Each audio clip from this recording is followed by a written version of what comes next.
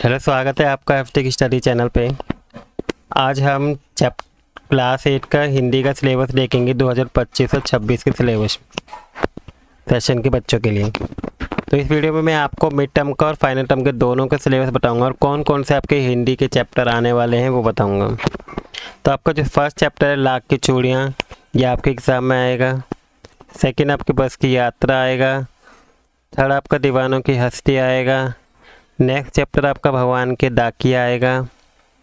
इसके बाद next 5 chapter क्या निराश हुआ जाएगा।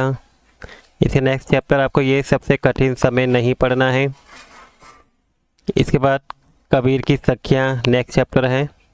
तो आपके मिड टर्म के एग्ज़ाम में ये 7 चैप्टर आएंगे। इसके बाद ग्रामर में हमें आपको व्याकरण, विशेषण, शब्दों की पहचान करना, लिंग, इनके भेद, ये सब आपको पढ़ना है।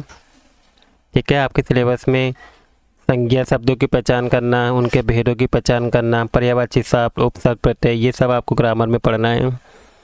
मशीनी युग का एक निबंध है, वो आपके एग्ज़ाम में आ सकता है मशीनी युग को लेके।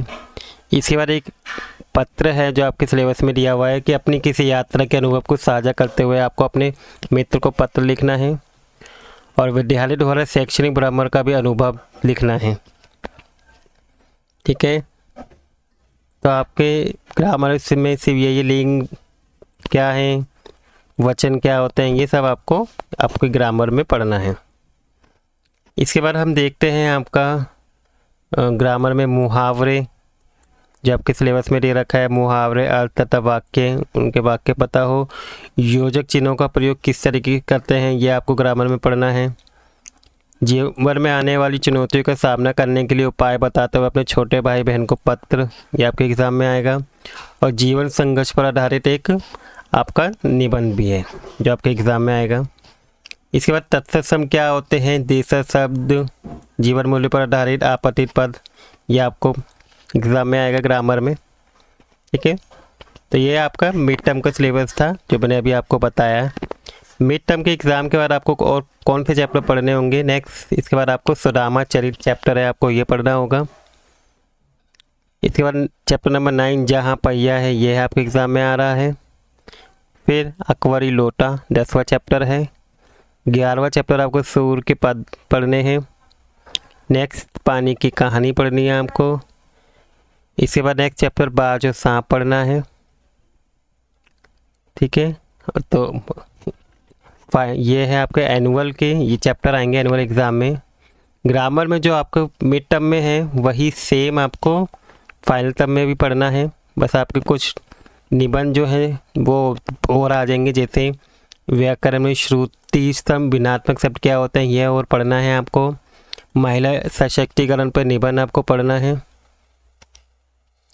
इसके बाद कारक क्या होते हैं, कारक चिन्ह और उनके भेद, ये आपको पढ़ना है ग्रामर में। ठीक है, पर्यायवाची शब्द हैं, इनके आपको सूची बना के इनको अच्छे से पढ़ना है।